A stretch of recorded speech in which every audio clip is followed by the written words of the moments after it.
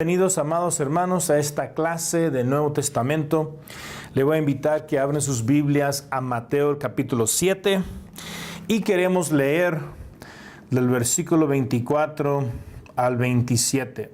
Dice así la palabra del Señor: por lo tanto, quien oiga mis enseñanzas y las ponga en práctica será como el hombre prudente, que construyó su casa sobre la roca.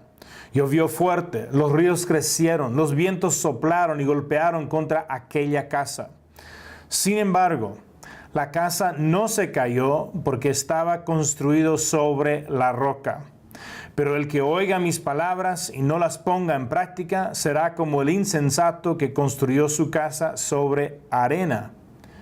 Llovió fuerte, los ríos crecieron, los vientos soplaron y golpearon contra la casa se derrumbó. La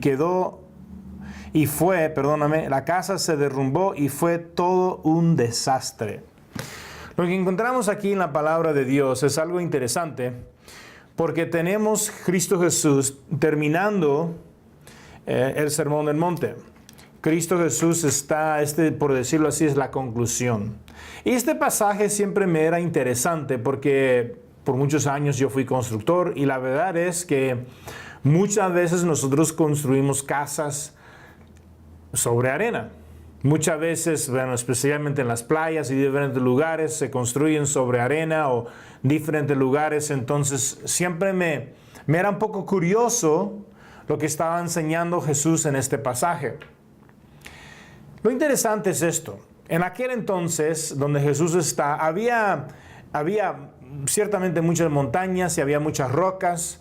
Y también lo que había es que había una capa como de 1 metro a 2 metros, dependiendo de donde vivían, de arena sobre la roca. Lo que Jesús está diciendo es que la persona que construye su casa debe construir hasta la roca, debe escarbar hasta la roca y de ahí comienza construyendo su casa. Porque lo que sucedió es esto.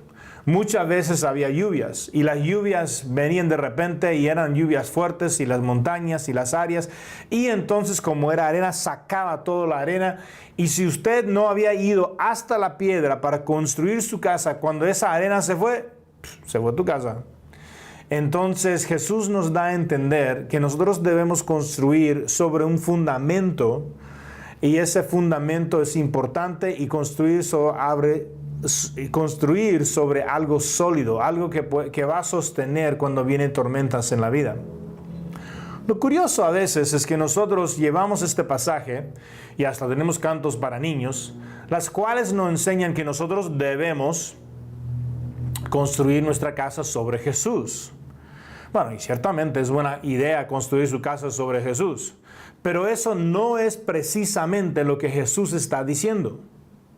Jesús precisamente lo que está diciendo es que construyendo su casa sobre la arena es como una persona que no aplica las enseñanzas de Jesús. Es decir, que es una persona que no hace caso a las enseñanzas. Había escuchado, nota conmigo algo muy importante aquí en este pasaje. Las dos personas, el sabio y el necio, tenían acceso a la misma información. No estamos hablando de acceso a información, no estamos hablando de educación, no estamos hablando de qué se enseñó, o qué usted escuchó, o qué usted aprendió, o qué usted ha escuchado. Nada de eso es lo que estamos hablando. Jesús lo hace claro. Jesús está diciendo que la diferencia es entre una persona que le obedece y una persona que simplemente escuchó. La verdad, hermanos, es que hay muchos creyentes. Y esas creyentes conocen mucho de la Biblia. Y usted comienza hablando con ellos y ellos hasta que quieren dar a entender qué tanto que saben, ¿verdad? Que saben más que uno y que por aquí va, por allá va, enseñan esto, enseñan el otro y habla un montón de cosas. Y luego uno vive su vida y la vida es un desastre. Pues, ¿cómo será eso? Es que hay una diferencia entre saber y hacer. Hay una diferencia entre escuchar y aplicar. Hay una diferencia entre sentando a los pies de Jesús para aprender todo lo que Jesús nos dice y luego levantar de ahí para poner en práctica lo que Jesús nos está enseñando. Entonces, una cosa que vemos aquí en Mateo 7 Y una cosa que yo creo que la cultura o el trasfondo nos enseña un poco, lo que Jesús está diciendo es que Jesús está diciendo que una persona que simplemente escucha la palabra de Dios, pero no le hace caso, es como una persona que está construyendo la casa sobre una arena, que cuando vienen las tormentas esa arena se va a ir volando y la casa va a ir cayendo y destruyendo. Sin embargo, si nosotros escarbamos ese 1,5 metros, escarbamos ese poco de terreno de arena y vamos hasta la piedra, y de la piedra para adelante comenzamos a construir, nuestra casa va a quedar firme y va a quedar sólido. ¿Cómo aplicamos, cómo escarbamos esta piedra y comenzamos a construir la casa?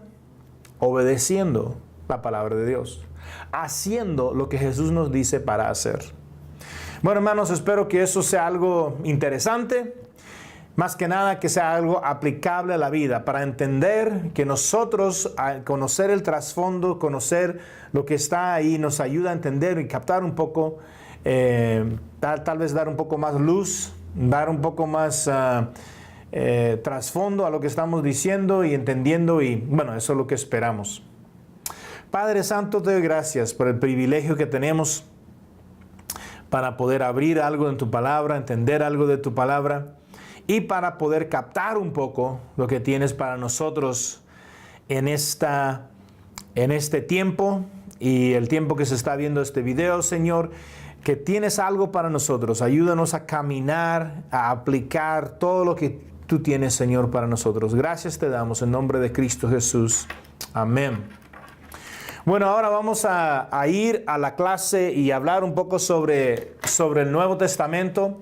Estamos haciendo una clase sobre los 4 evangelios y entendiendo un poco de los 4 evangelios. En tiempos atrás era muy común tratar de hacer un síntesis, hasta hay libros, ¿verdad? Los evangelios en armonía y tratar de hacer un síntesis para poder captar un poco la esencia y tener un mensaje, por decirlo así. Es casi como se pensó que los autores se equivocaron un poco, hay que ser uno. No. No se equivocaron, fue a propósito los 4. De hecho, los 4 miran una portada diferente. Vemos algo diferente en cada uno de los 4 en cuanto a Cristo Jesús, quién es Cristo, qué es lo que Cristo está enseñando, qué podemos aprender de Cristo. Y entonces lo que queremos hacer es repasar un poco hablando de los retratos. Son retratos de Cristo Jesús, son 4 retratos de Cristo Jesús.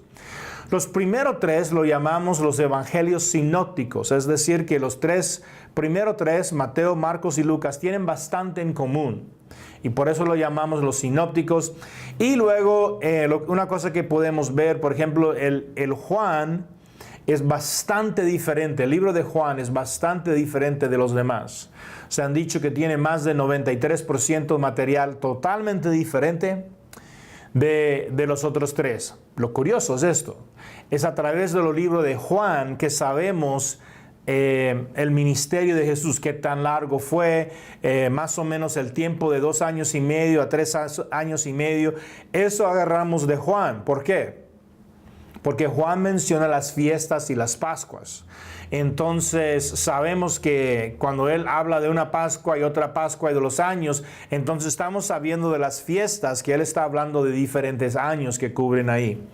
La realidad es, en los otros evangelios podríamos tener, digamos, 1 año y medio, algo así de ministerio, porque la información que encontramos ahí no nos da, por decirlo así, no nos da el tiempo para decir que Jesús tenía 3 años de ministerio. Los 3 años viene de Juan. Pero cada libro trae algo en especial. Cada libro trae un enfoque especial. Entonces, por ejemplo, el libro de Mateo es el Evangelio del Mesías. El libro de Mateo habla sobre versículos. Mateo cita más versículos del Antiguo Testamento que cualquier otro de los evangelios. Y es a propósito, porque Mateo está queriendo mostrar que Jesús es el Mesías prometido. Entonces él muestra, por ejemplo, el linaje de Jesús hasta Abraham y hasta David. Entonces, para mostrar que él es el Mesías prometido del Antiguo Testamento para ellos. Y luego la otra cosa que vemos en Mateo, por ejemplo, es que hay 5 secciones grandes de enseñanza.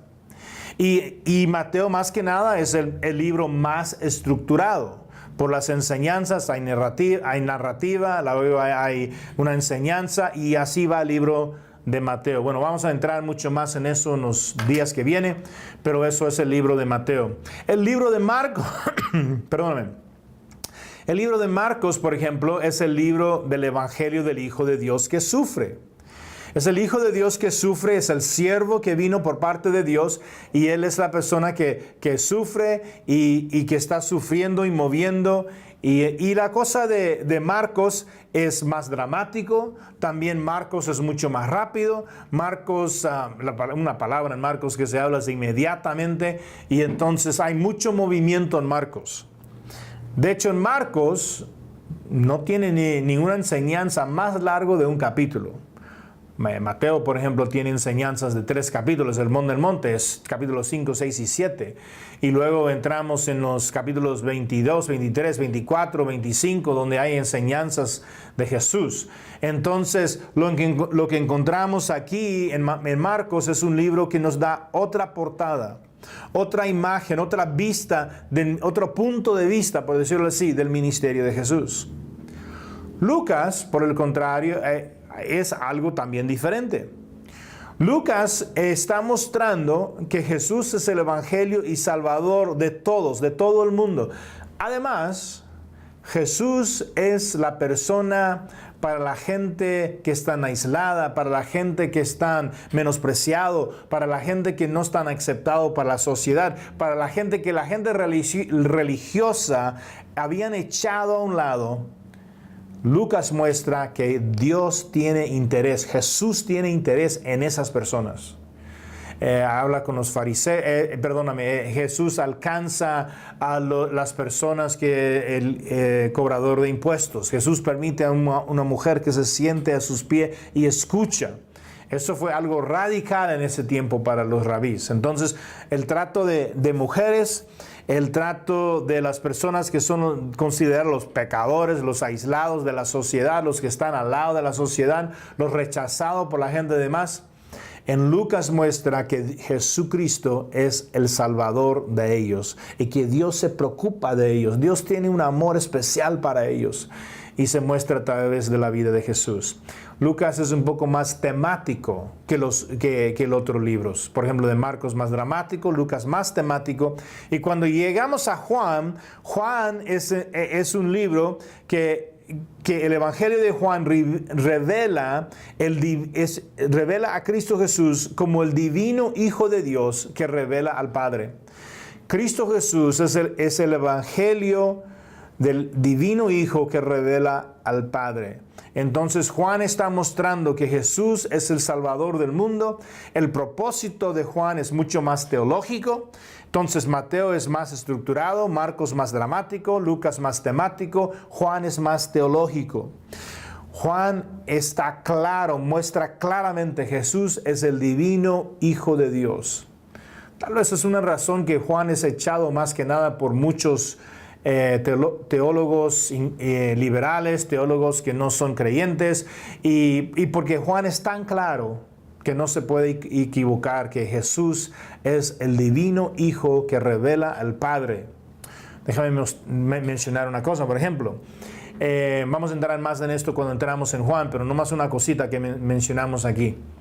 Y eso es que, por ejemplo, en Juan 8, Jesús comienza hablando de Abraham y que Abraham regocijó de ver su día. Y la gente quiere tomarle piedras y quieren echarle piedras. Y luego Jesús dice, antes de Abraham, yo soy. Jesús está dando declaraciones claramente que Abraham vio a él y que Abraham es la persona que vio a Jesús y Jesús estaba ahí con Abraham y que Jesús es el yo soy. Si vamos a Génesis 18, lo que encontramos ahí es que Abraham habló con Jehová. Abraham habló con Jehová. Y en Éxodos Éxodos 3, creo que es en Éxodos 3, cuando Moisés está hablando con Dios, con Jehová. Jehová dice, yo soy el que soy, el yo soy. Entonces una cosa que vemos en Juan, el capítulo 8, Jesús está diciendo claramente que Él es Jehová en una forma humana y que Él es el yo soy. Juan es el más teológico de todo. Entonces eso nos da una diferente pista, una diferente mirada, por decirlo así, una diferente portada de los 4 evangelios. Son escritos a propósito, no es un accidente que hay 4, ¿verdad? Y no es un accidente que cada uno muestra un poco diferentes lados de Jesús. Es al propósito de ellos mostrar los diferentes aspectos de Jesús y diferentes portadas de Jesús para que nosotros podamos tener una vista más amplia y más profundo aún todavía de Jesús. Ahora bien, lo que vamos a hacer ahora es vamos a repasar un poco de material en cuanto a cómo se llegó a hacer todo esto a llegar a Jesús. Por ejemplo, estamos hablando de después de Babilonia. Hay mucho más información en los libros de texto, entonces si quieren pueden ver esto más profundamente. Pero después de Babilonia, la primera nación es Persia, los medo-persios, y ellos hicieron 2 cosas. Bueno, tal vez 3 cosas. Primera cosa que hicieron es permitieron a los judíos a regresar al terreno de Israel. Los judíos que habían sido capturados, Ciro dio permiso que ellos regresan a Jerusalén y entonces comienza un regreso de parte de los judíos a Jerusalén. La segunda cosa que sucede es que ellos permiten la reconstrucción del templo. El segundo templo, como se llama, es la reconstrucción del templo que comenzó bajo lo sirio, comenzó ahí, y los judíos regresando después del cautiverio en Babilonia. Una tercera cosa que sucedió con Persia es que ellos permitieron el gobierno propio de los judíos por los judíos mismos. Por ejemplo, Nehemías es puesto como el gobernador de los judíos y entonces los judíos tienen cierta autonomía. Es decir, que ellos tienen cierta autonomía en el sentido de que ya tienen de nuevo su templo, ya tienen poder gobernarse por su propia cuenta. Obviamente todavía tienen que pagar impuestos, tienen que rendir cuentas a Persia, pero ellos, en vez de ser esclavos, en vez de ser aislados, en vez de no tener nada, ahora están de nuevo en su propio terreno, en su propia casa, están de nuevo ahí y adorando a su Dios y con la capacidad de gobernar a sí mismo. Aunque no eran reconocidos como reyes en ese tiempo, ellos tenían y podían gobernarse. Después de Persia, entonces viene Grecia, vienen los griegos. Y lo que los griegos hicieron es que los griegos trajeron la cultura griega y más que nada la idioma. A veces hablamos esto de la helenización del mundo en ese tiempo, y eso simplemente quiere decir que los griegos se convertían mucho culturalmente en idioma a la cultura y la idioma griega. Todo el mundo comenzaron a hablar griego. Vemos algo parecido hoy en día en muchos lugares del mundo. Hay mucha gente que están hablando inglés. Y también, más y más, hay mucha gente que están aprendiendo y hablando mandarín, porque la influencia de China y todos los negocios, entonces hay mucho, y el mandarín está creciendo mucho ahora como una lengua franca que le llaman, es decir, que la idioma de los negocios, la idioma del pueblo, la idioma del comercio. Entonces lo que hizo los griegos es convirtieron el griego al mundo, como la idioma de todo ese territorio. La ventaja que entendemos cuando llegamos, por ejemplo, a Jesús y llegamos, por ejemplo, especialmente al apóstol Pablo y a los apóstoles, cuando los apóstoles comienzan predicando el evangelio, ellos pueden predicar en un idioma que todo ese mundo alrededor de ellos Todo el mundo alrededor, digamos, de egipcio hasta España, todo el mundo, de Turquía, lo que es Turquía hoy en día, Irán, Irak, todo ese mundo hablaba griego. Entonces se podían comunicar el mensaje de Dios para esa gente. Después de Alejandro el Magno, el Alejandro el Grande, después lo que sucedió cuando él murió, se dividió en 4 generales toda esa región. Para el Nuevo Testamento lo que importa para nosotros son más que nada 2 de ellos. Se le llama los Ptolomeos de Egipcio y los Seleucidas de Siria. La primera que tenía control eran los Ptolomeos, hablando de egipcio. Y una cosa a lo que ellos contribuyeron más que nada, contribuyeron en que insistieron que se traducía la Biblia hebrea al griego. Hay una traducción del Antiguo Testamento al griego. Entonces tenemos esta traducción que sucedió en el 2º siglo antes de Cristo. Y es interesante. Una cosa que la Septuaginta nos enseña también, déjame mencionar por el lado apologético, y eso es que a veces hay mucha crítica en cuanto a la Biblia, no se sabe cuándo se escribió, y que esto y que el otro, y quién sabe si Daniel realmente era profecías, más que nada se escribió después como un estilo de profecía. Hay un montón de acusaciones que aparecen por ahí. La traducción del Septuaginto para mucho de eso. ¿Por qué? Obviamente antes que traducir algo, hay que estar escrito. Antes que ellos podían traducirlo, tenía que haber estado escrito. Y muchas de las cosas que suceden en Daniel suceden después de la traducción del Septuaginto al griego. Entonces, vemos lo que sucedió es que los egipcios, buena suerte pronunciando esta palabra, ¿verdad? Pero los Ptolomeos de egipcio, lo que ellos hicieron insistieron que se traduciera la Septuaginta y a veces con las letras del LXX para 70, fue la traducción del Antiguo Testamento de hebreo al griego. Es la primera traducción de la Biblia y lo interesante es que fue hecho por gente, los judíos eran judíos piadosos que lo hicieron. Pero la persona no era ni converso ni creyente, la persona que insistió que lo traducieran, pero era para el propósito, para poder helenizar, o quién sabe si estoy pronunciando bien esa palabra, pero era para promover la helenización de los judíos. Es decir, para que ellos podían desarrollarse más y tener algo en el griego que podían entender y que podían leer ellos. Parece, según la traducción y según la comparación con los hebreos, que este fue escrito, traducido en Alejandría, y parece que los judíos tal vez eran de ese tiempo, porque parece que ellos entendieron un poco mejor que el griego, que el hebreo, porque hay unas cosas donde parece que no entendieron muy bien el hebreo que traducieron. Pero, en fin, eso es el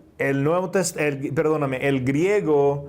Es el Nuevo Testamento, es el Testamento, no digo Nuevo Testamento porque todavía no hay ningún Nuevo Testamento, ¿verdad? Pero el griego de la Septuaginta es la Biblia de Jesús y la Biblia de los apóstoles y la Biblia del apóstol Pablo. En este sentido, es la Biblia que ellos usaban y muchas veces es la Biblia que ellos citaban. Entonces, encontramos eso. Tenía una influencia grande en egipcio, los Ptolomeos, y más que nada ayudaron a traducir, insistieron a traducir el Tanakh, el Antiguo Testamento, los escrituras judíos al griego. Luego venían los Seleucidas de Siria. Ellos son de Siria, y los de Siria, interesantemente, lo que ellos promovieron más que nada era una revolución por parte de los judíos, porque Antíoco el IV venía y profanaba el templo. Él vino y hizo una profanación del templo y puso un dios ajeno, el dios de Zeus, un ídolo en el templo. Hay ciertas personas que dicen que también sacrificó un cerdo en el templo, pero la verdad es que él totalmente profanó el templo de los judíos. Y los judíos piadosos eran tan enojados, tan resentidos, tanta emoción que ahí comenzó una revolución. Y de ahí tenemos los macabeos. Los macabeos vinieron y la dinastía de los asmonianos viene de ese tiempo. Y entonces los macabeos, lo que ellos hicieron es que comenzaron a echar una guerra de guerrillas, por decirlo así, y echaron los sirios, los seleucidas, lo echaron de Jerusalén y comenzaron a tomar de nuevo control de su propio terreno, gobernarse, y entonces ellos estaban ahí. Lo que sucedió en este tiempo es que la estructura del templo y la estructura de la política se cambió un poco. Es decir, antes había dos separaciones claros en el Antiguo Testamento, y eso también comenzó cuando comenzó de nuevo después de Persia. Había dos separaciones claras. Por un lado estaba el rey y por el otro lado estaba el sacerdote. Y el rey tenía el lado político que gobernaba, que hacía las cosas, y el sacerdote, el sumo sacerdote, era encargado del aspecto religioso, del templo y todo eso. Ahora lo que encontramos con los macabeos es que se juntaron todo. Es decir, que el sumo sacerdote, también el gobernador y el encargado de la región. Y entonces ellos eran la gente que corría en el templo, eran la gente de dinero, eran la gente de poder, y comienza un lado nacionalista suceder en este tiempo. Ahora imagínense, ¿verdad? Los egipcios quieren pelear con los sirios quieren pelear con los egipcios, uno se pelea con el otro. ¿Dónde se encuentran? Siempre el territorio de los judíos, ¿verdad? Porque eso está en el medio. Si los egipcios quieren subir, tienen que subir por Judía. Si los sirios, los árabes quieren bajar, tienen que bajar por Judía, tienen que bajar por Israel. Entonces ahí están los judíos en el medio de todo. Entonces ellos comenzaron a estar, atacados por los dos lados. Eso sucede, ¿verdad? Cuando uno a veces está en el medio, se le ataca de los dos lados. Y entonces, y hay cierta discusión sobre esto, pero parece que ellos invitaron a Roma para que Roma se toma cierto encargo de ellos para liberarlo. Bueno, también Roma estaba conquistando estas naciones y había ciertas peleas entre ellos. Entonces ellos invitan a Roma, Roma viene y toma control en los 60s antes de Cristo, toma control del lado de Israel, de Judía. Pero también ellos traían cierta opresión. Ellos mantenían la paz, y entonces para unas personas resultó bien porque había paz. La gente de poder, los sacerdotes, el sumo sacerdote, los asmonianos que estaban ahí, la gente de dinero, de poder, para ellos le iban bien. Venían menos gente para atacarlos, venía menos gente para robarlos, pero por el otro lado había también cierto odio por parte de los pobres y la otra gente, porque había bastante opresión. Pero una cosa que ellos hicieron, que los romanos hicieron carreteras. Entonces uno podía viajar de Roma hasta Alejandría, y había carreteras, había pasajes, había vías importantes, había maneras. Entonces una cosa que es bien curioso para ver y ver todo esto es cómo Dios está trabajando y moviendo los aspectos del mundo para luego preparar el mundo para que cuando viene su Hijo, para que Cristo Jesús, cuando viene a esta tierra, todo está preparado para Él.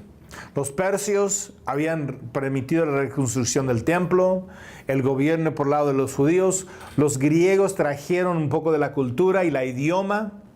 También los Ptolomeos habían traído la traducción del hebreo hasta el griego. Los de Siria, cuando profanaron todo el tiempo, había un movimiento nacional que sucedió, que comenzaron a tener un lado nacionalista, y Roma trajo las carreteras. Pero entonces una cosa que vemos cuando viene Jesús a esta tierra, vemos un mundo preparado, pero vemos también un mundo en confusión.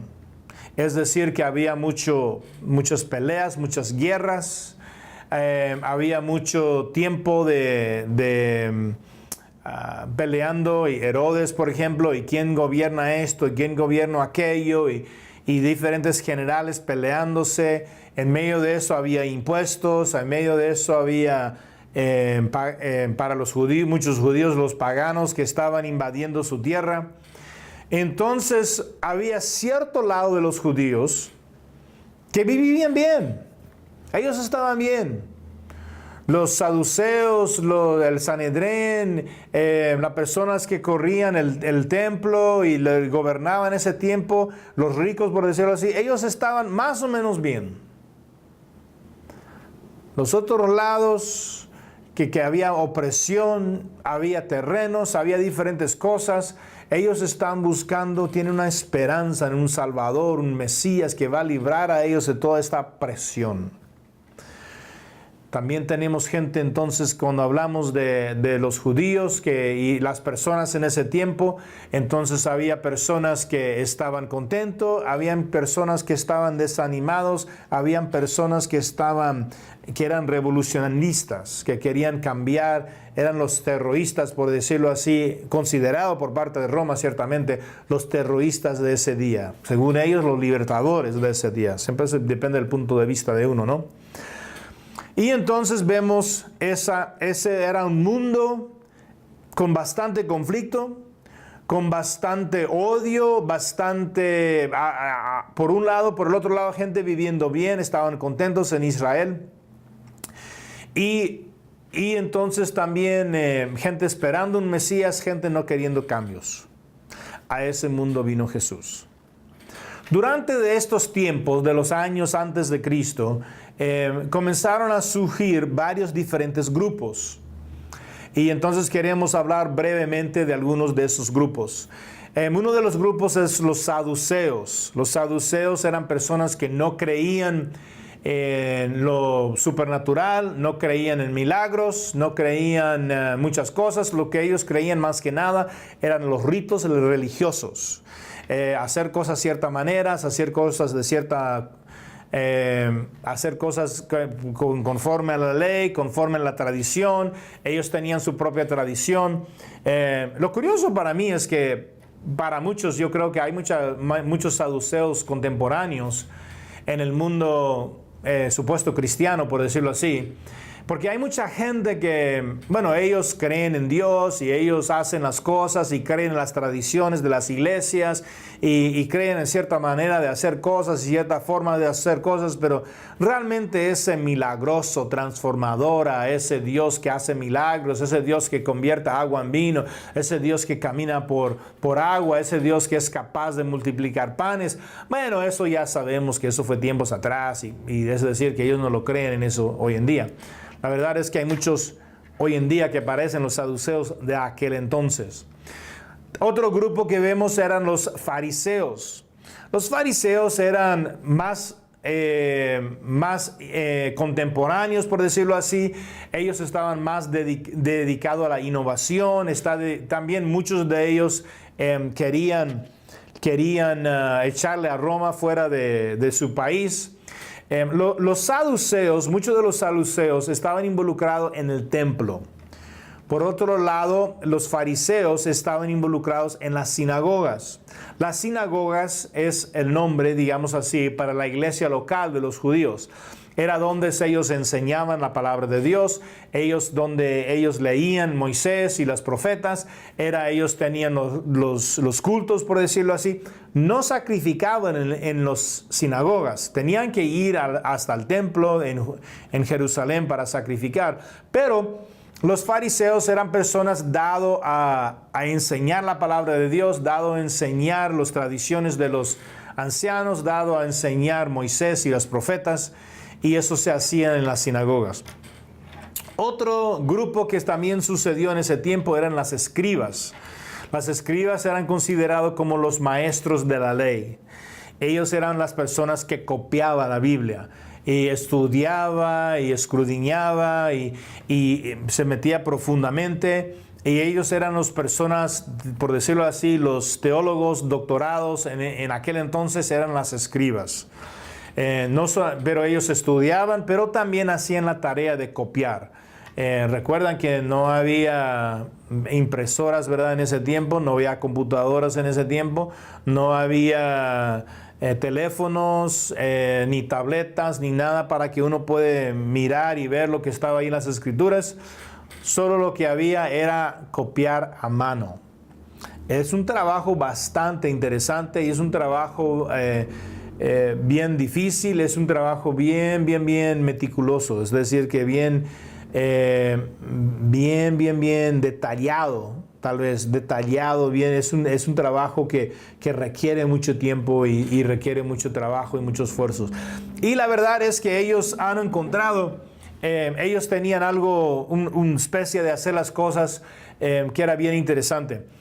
Una cosa interesante es que antes de los rollos del Mar Muerto, las copias que nosotros teníamos, los manuscritos, por decirlo así, que teníamos del Antiguo Testamento, del Tanakh, viene siendo más o menos del siglo VII, es decir, de los años 700, algo ahí, un poco antes, por ahí en los años 700. Es el manuscrito que tenemos que era más antiguo.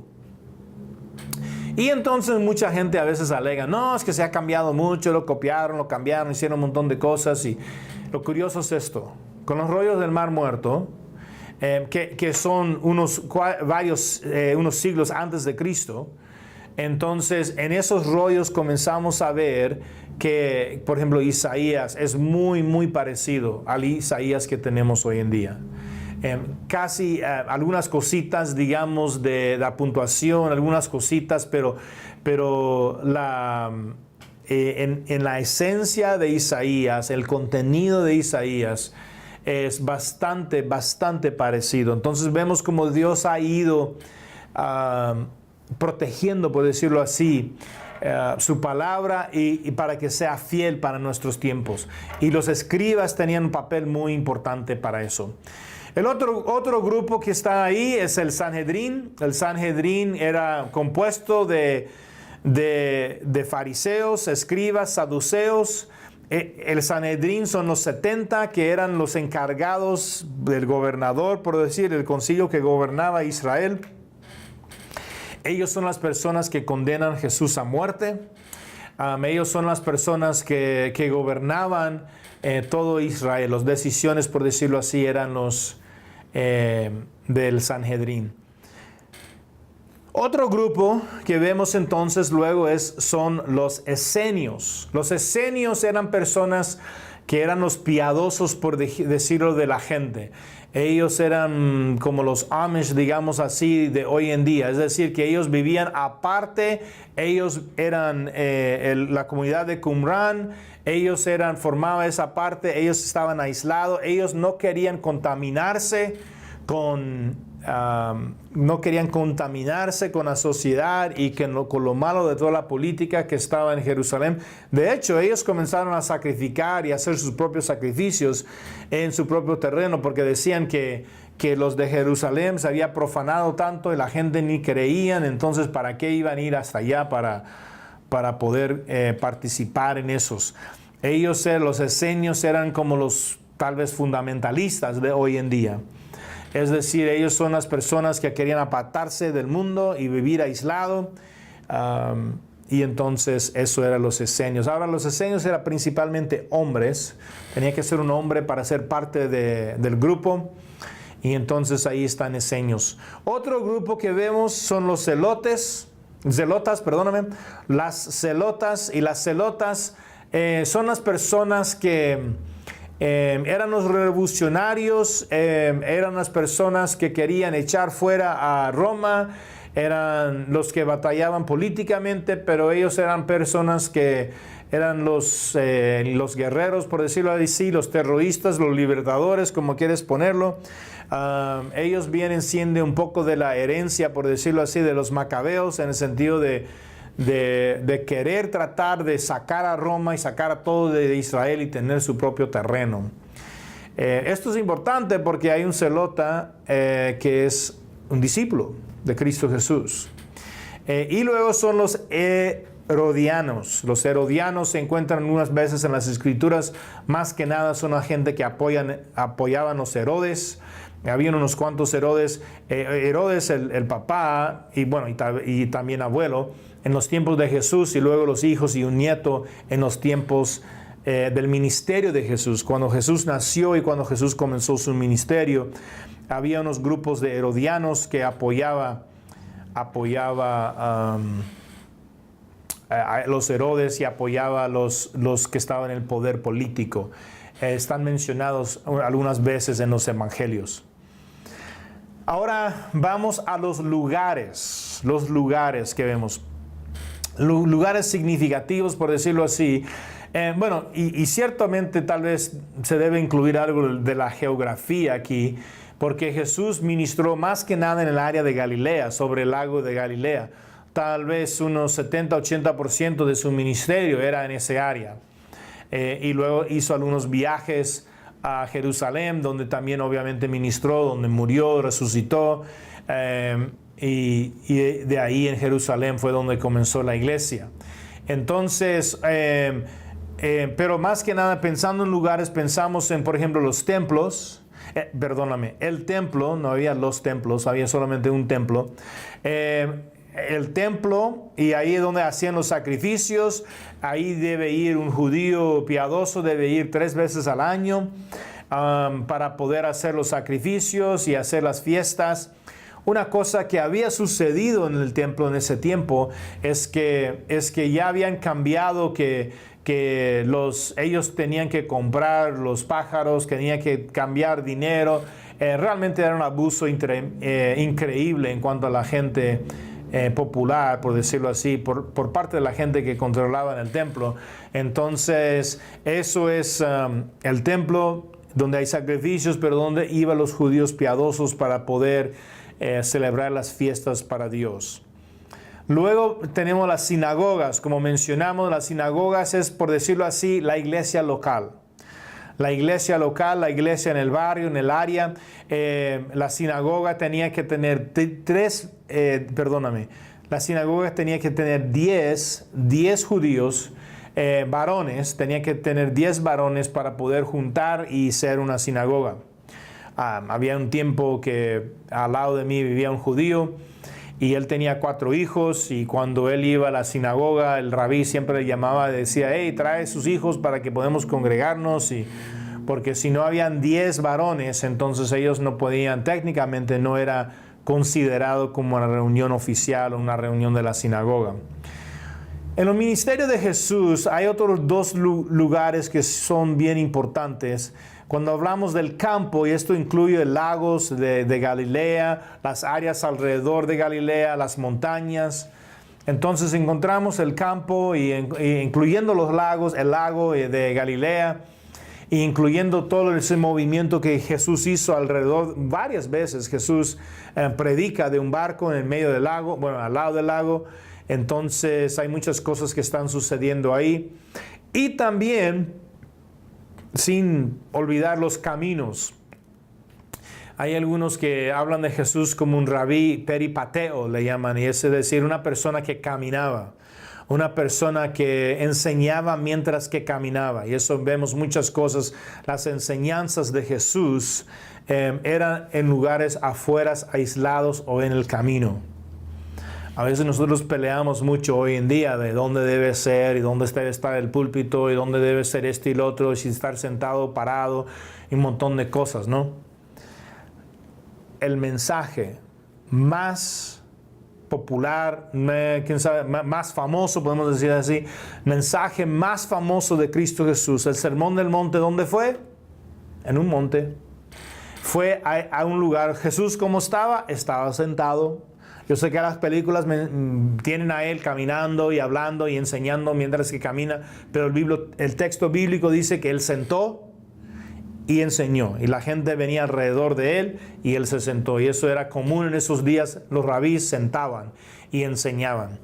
Es curioso a veces, ¿no? Porque gente a veces dice: no, yo quiero ser como los tiempos bíblicos, nosotros queremos ser como el Nuevo Testamento y queremos ser una iglesia testamentaria y esto y lo otro, y un montón de cosas que no le preocupan la cultura y un montón de cosas así. ¿Cuántas de esas iglesias el pastor queda sentado cuando predica? ¿Cuántas de esas iglesias todo el mundo queda parado mientras que el pastor sentado predica? Ahora, a mí me gustaría, como un oyente, ¿verdad? Yo prefiero estar sentado escuchando a alguien, y ciertamente hay ventajas cuando una persona está parado porque tiene mejor vista de la gente, puede ver los ojos, puede ver a diferentes personas, puede ver las reacciones, entonces es un poco más fácil tomar en cuenta la audiencia. Y ciertamente la Biblia no dice si uno debe estar parado o sentado, pero simplemente una curiosidad mía, cuando hablamos de la gente que dicen que quieren ser tan bíblicos que muchas veces no las son tanto. Mencioné un poco del mundo que Cristo nació. Herodes era el rey y el mundo en Cristo ministró, eran los hijos y el nieto de Herodes. Un nieto de Herodes que estaba ahí ministrando también. Vamos a hablar un poco entonces ahora del judaísmo en el primer siglo. El judaísmo en el primer siglo. El judaísmo del primer siglo tenía por lo menos unos 5 puntos importantes que podemos ver, y esto podemos ver algunos repasos en el Nuevo Testamento. Y hay un libro muy bien, está escrito en inglés, se llama The Four Portraits of Jesus por Mark Strauss. Una persona que conozco, una persona que fue un maestro mío y lo cuento como amiga ahora. Y si entiende inglés, es un libro magnífico, le recomiendo bastante. Pero vemos entonces el judaísmo del primer siglo. Una cosa que vemos del judaísmo del primer siglo era monoteísmo, es decir, solamente un Dios. Que hay solamente un Dios verdadero, y un Dios verdadero que es el creador de todo. Este es el Dios que ha creado todo. Deuteronomio 6:4 era el versículo clave. A veces se habla del Shema, que es la idea que solamente hay un Dios y un Dios verdadero, y esa es la persona que vamos a seguir y vamos a caminar con Él. Entonces eso es la primera cosa que vemos del primer siglo. Un Dios soberano, creador de todo, un Dios verdadero que estaba en control de todo. Al contraste, los paganos, los romanos, las diferentes religiones alrededor de ellos tenían dioses locales, por decirlo así. Tenían un dios del terreno, un dios de la montaña, tenía un dios del agua. Los griegos hablaban de diferentes dioses que habían. Y una cosa que es interesante también, en esos dioses, más que nada, uno trataba de pacificar a ese dios, es decir, para que llevase suficiente bien con ese Dios, para que ese Dios hacía lo que usted quería, o por lo menos ese Dios te daba permiso para que usted podía hacer lo que quería. Al contrario, el Dios de los judíos, el Dios verdadero, creador de todo, era un Dios conocible, era un Dios que podía tener una relación, era un Dios personal, pero un Dios a la cual se debía someter. Tenemos que hacer las cosas como Dios dice que se hace. Vamos a ver eso un poco más. Pero la segunda cosa que vemos en cuanto al judaísmo del primer siglo es que Dios había elegido a Israel como su pueblo. Que ellos entendían que Israel era un pueblo especial, Israel era el pueblo elegido por Dios. Estos son los calvinistas del primer siglo, por decirlo así. Ellos habían creído y entendido que ellos fueron elegidos por Dios y que era algo especial. Ahora, la elección nos debe motivar a amar y a servir, no a orgullo y no a una arrogancia, ¿verdad? Pero ellos entendían que Dios había elegido a su pueblo Israel. Otra cosa que entendemos del judaísmo de ese siglo es que Dios había dado una manera de vivir. Es decir, que Dios había dado reglas, cómo vivir, qué hacer, qué no hacer. Había más de 600 reglas el número que se pone es 613. Y a veces se piensan los 10 mandamientos, pero había mandamientos para todo. Y entonces, pero Dios había dado una manera de vivir. Y la verdad es que los judíos en aquel entonces no son tan diferentes a veces de gente hoy en día.